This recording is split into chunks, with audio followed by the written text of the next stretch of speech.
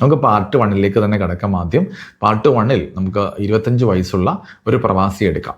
25 വയസ്സിൽ അദ്ദേഹം ഗൾഫിലോ അല്ലെങ്കിൽ മറ്റേതെങ്കിലും പ്രവാസ ഭൂമിയിലേക്ക് എത്തുന്നു.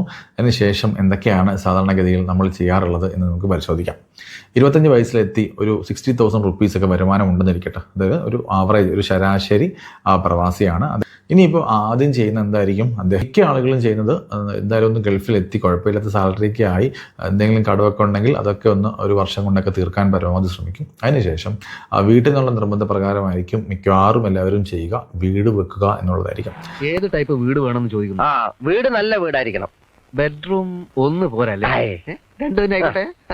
പിന്നെ അതിഥികളെ വീട് വെക്കുന്നത് കുഴപ്പമുള്ള കാര്യമല്ല. നമ്മുടെ കയ്യിൽ ക്യാഷ് ഉണ്ടെങ്കിൽ വീട് വെക്കാം. അപ്പോൾ സാധാരണക്കാരനായിട്ടൊരു പ്രവാസി ചെയ്യുന്ന എന്തായിരിക്കും, ഒരു 3-4 ലക്ഷമൊക്കെ ചിലപ്പോൾ പേരൻസോ അല്ലെങ്കിൽ എവിടെ നിന്നെങ്കിലുമൊക്കെ നമ്മുടെ കയ്യിലുണ്ടായിരുന്ന ക്യാഷോ ഒക്കെ ഒരു ഡൗൺ പേയ്മെൻ്റ് ആയിട്ട് നമ്മൾ എടുക്കും. ബാക്കി ഒരു ഹോം ലോണിന് ആശ്രയിക്കേണ്ടി വരും. ഒരു ഹോം ലോൺ എന്നൊക്കെ പറയുമ്പോൾ മിനിമം ഒരു 40 lakh റുപ്പീസൊക്കെയാണ് ഇന്ന് നമ്മുടെ നാട്ടിൻപുറത്ത് പോലുമുള്ള ഒരു ചെറിയ ശരാശരി വീടിന് പോലും നമ്മൾ ചിലവാക്കുന്ന എമൗണ്ട്. അങ്ങനെയാണെങ്കിൽ ഞാൻ ഈ പറഞ്ഞ ഒരു 3-4 ലക്ഷം രൂപയൊക്കെ നമ്മുടെ കയ്യിലുണ്ടെങ്കിൽ പോലും നമുക്കൊരു 20 വർഷത്തെ പീരീഡിന് നമ്മളൊരു 40 ലക്ഷം രൂപ ലോൺ എടുത്താൽ ഇൻട്രസ്റ്റ് റേറ്റ് ഒരു 7.9% വെച്ച് കാൽക്കുലേറ്റ് ചെയ്താൽ പോലും നമുക്കൊരു 33,209 നമുക്ക് ഇൻട്രസ്റ്റ് റേറ്റ് കൊടുക്കേണ്ടതായിട്ട് വരും.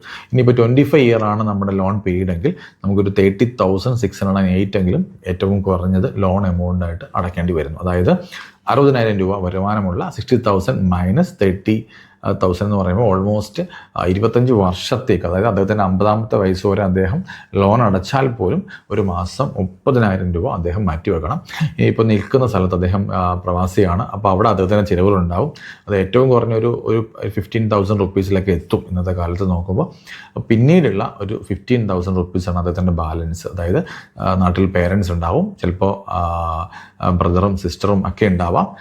ഇനിയിപ്പോൾ കല്യാണം കഴിച്ചതാണെങ്കിൽ അദ്ദേഹത്തിൻ്റെ മറ്റു ചിലവുകളും ഒക്കെ ഉണ്ടാവാം.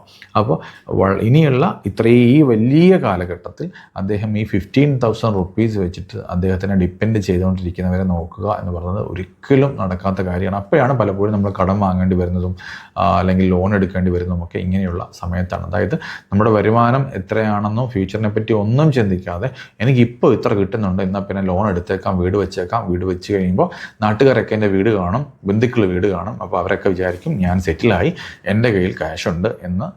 ഇത് പലപ്പോഴും പ്രവാസിയുടെ ഒരു കുഴപ്പമല്ല. ഇത് പലപ്പോഴും വരുന്നത്, ഇങ്ങനെയുള്ള തോട്ട്സ് വരുന്നത് തന്നെ നാട്ടിൽ നിന്നുമുള്ള പ്രഷർ കാരണമാണ്.